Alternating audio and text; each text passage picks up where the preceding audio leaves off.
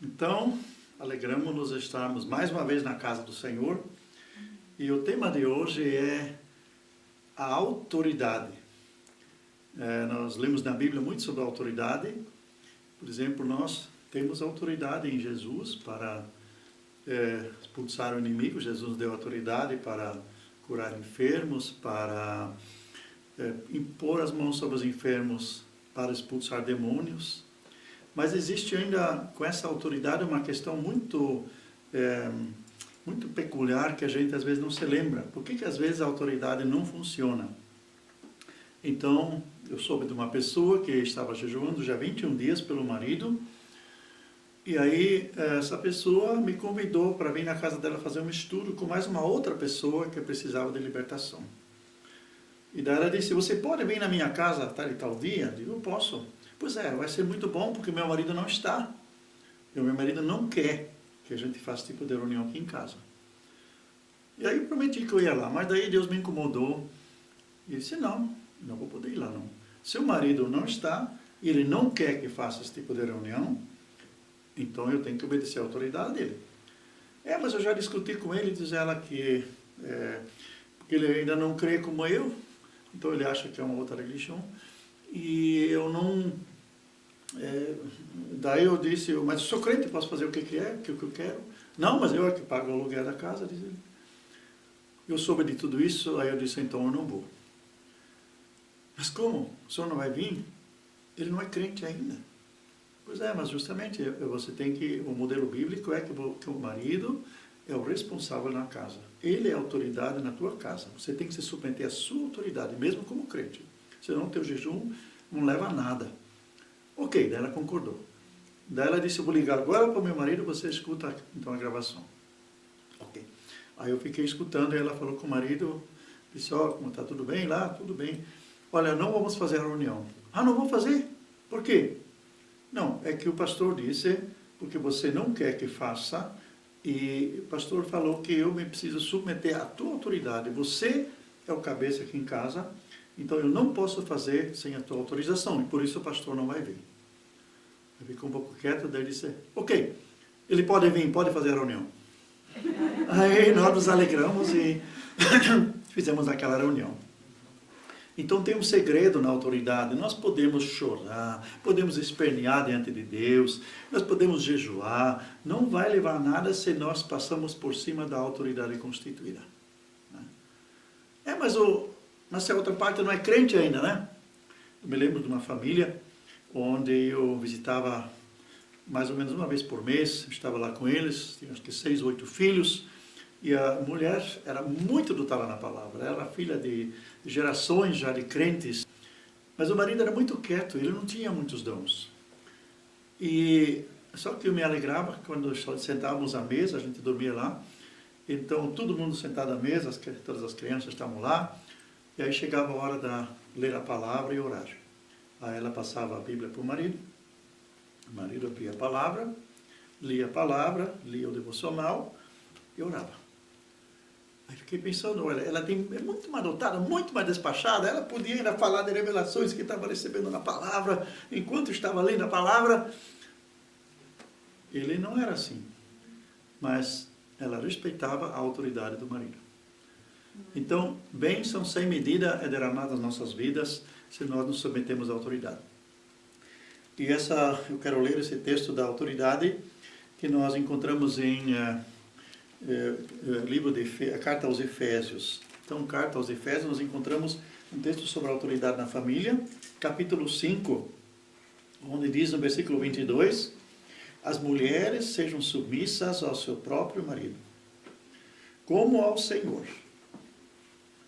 Porque o marido é o cabeça da mulher, como também Cristo é o cabeça da igreja, sendo ele mesmo o salvador do corpo. Como, porém, a igreja está sujeita a Cristo, assim também as mulheres sejam em tudo submissas ao seu marido.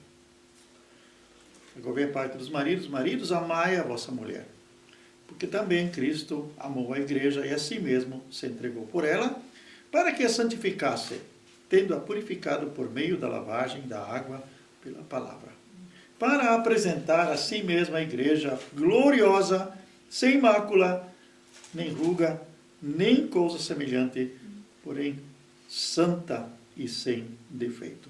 Nós encontramos nesse texto que acabamos de ler aí o segredo quando a autoridade funciona. Está falando de casais, um dos dois já são de Jesus.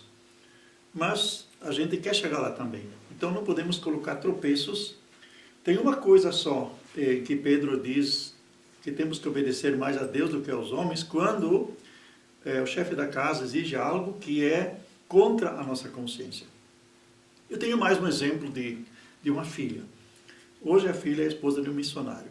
Quando ela chegou à fé, os pais, apesar de serem evangélicos tradicionais, eles não gostavam do nosso trabalho naquele lugar, trabalho de avivamento entre os jovens, e ela se converteu, a filha de 16 anos, e ela então pediu para os pais: eu quero ir na reunião dos jovens. E o pai não deixou. Não, isso é uma seita, você não pode ir lá. A filha não discutiu com o pai. A filha disse: ok, pai, eu aprendi na Bíblia que eu preciso respeitar e honrar os meus pais, então o pai é autoridade sobre a minha vida, eu vou obedecer ao pai. Então eu não vou na reunião. E foi para o quarto. Isso era mais ou menos 6:30 da tarde, a reunião começava às 8. Quando chegou lá, perto das 8, o pai bateu na porta e disse: filha, pode ir na reunião. Ela teve a bênção, não discutiu, não fugiu, ela se submeteu à autoridade do pai e com isso ela ganhou, né, a bênção. Depois se tornou esposa de um missionário.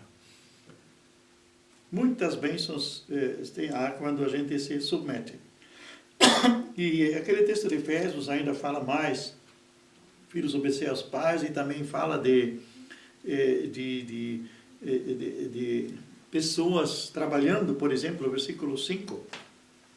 Quanto a vós outros servos, obedecei a vosso Senhor segundo a carne, com temor e tremor, na sinceridade do vosso coração, como a Cristo. Quer dizer, se nós estamos trabalhando para alguém, fazemos como se estivéssemos fazendo para Cristo. Mesmo que de repente o salário é baixo, mesmo que a gente está sendo explorado, mas quem vai defender a nossa causa é o Senhor. O melhor exemplo é José. José foi vendido como escravo. Aquela humilhação que ele passou, primeiro os irmãos venderam para aqueles ismaelitas. Depois, chegando no Egito, aí ele foi para o mercado de escravos. Aí o escravo ficava nu, exposto lá, e aí era leiloado. Todas as humilhações ele passou, e toda vez que o José entrava em alguma ação, por exemplo, primeiro foi na casa de Potifar, se vira Potifar, depois Potifar passou toda a responsabilidade para ele.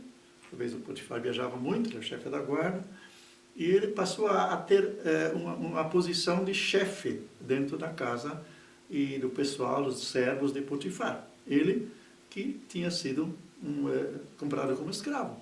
E em todas as vezes está escrito: e o Senhor era com José. Né? O Senhor era com José. Porque mesmo nessas humilhações todas, e o José tinha muitos sonhos.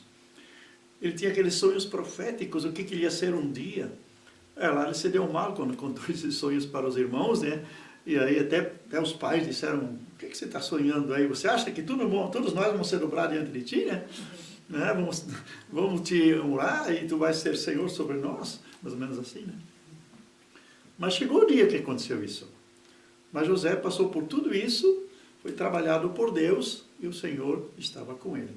Então, ele estava fazendo como se estivesse fazendo para o Senhor. Até na prisão, depois que foi preso inocente, ele não reclamou e ainda servia lá dentro da prisão. Tanto é que Deus usou ele para interpretar sonhos, e foi por ali, por esse caminho, que ele chegou até sendo o primeiro-ministro do Egito, né? Acima dele estava só Faraó, e salvou o mundo na época da fome. Assim são as bênçãos quando nós obedecemos ao Senhor. O Senhor luta por nós. O Senhor é a nossa justiça. Então não precisamos defender a nossa justiça. Tem palavras de Jesus também, por exemplo, lá no Sermão do Monte, Mateus 5, onde fala que se te baterem do lado esquerdo, dá também a face direita. O que Jesus está falando aí? Se é para se deixar bater torto à direita por alguém que quer se aproveitar de ti, que quer derramar sobre você a sua ira, a sua frustração, você agora é saco de pancada dos outros. Tem um segredo nisso aí. Esteja pronto. Esteja pronto quando alguém te bater, para também dar a face direita. Porque no momento em que você está pronto, entram os anjos em ação e vão fazer justiça por você. O segundo tapa não vem. Né? Porque você não está aí para lutar na carne, dente por dente, olho por olho. Você está pronto para dar a segunda, a outra face. Mas no mesmo texto de Mateus 5, é interessante ler lá, fala se alguém pede uma coisa de você. Se pede a capa, dá também outra peça de roupa que você tem aí sobrando. Ou lá dito também, e se alguém pedir para você andar, se alguém te obrigar a andar 1 milha com ele, vai com ele 2. Isso nós temos que conhecer um pouco a cultura judaica. Quando a visita ia embora, os alemães vão até a porta, né? Às vezes ainda abrimos a janela e vamos, a pessoa entra no carro, assim a minha esposa faz quando a minha filha nos visita. Quando a nossa filha nos visita, então ela fica abanando ainda. O judeu caminhava 1 milha com a visita ainda. Acompanhava a visita ainda. Quando eu era jovem, uma vez por mês, a gente se reunia com os amigos, ou eles vinham lá em casa, ou a gente ia lá, então a gente fazia esses joguinhos de mesa. E aí já era tarde, à noite, quando ia para casa, aí o amigo ia junto, eu também ia junto. Mais ou menos 1 quilômetro a gente acompanhava o amigo ainda. E para mim sempre era uma salvação se ele ia junto, porque eu tinha que passar no cemitério. Eu tinha muito medo de cemitério. Então, quando o amigo estava junto, aí a gente subia a 2, aquele morro onde era o cemitério, e depois ele voltava para casa. Não por causa do medo que eu tinha, mas para fazendo assim a nossa amizade ia ser mais fiel. Então, se alguém pede alguma coisa, faça um pouco mais. Né? Faça um pouco mais.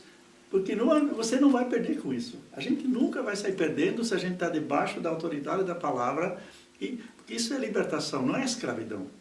A gente acha, não, mas está me escravizando, está querendo que eu faça tudo. Mas o contrário acontece. Isso é a liberação das bênçãos na nossa vida.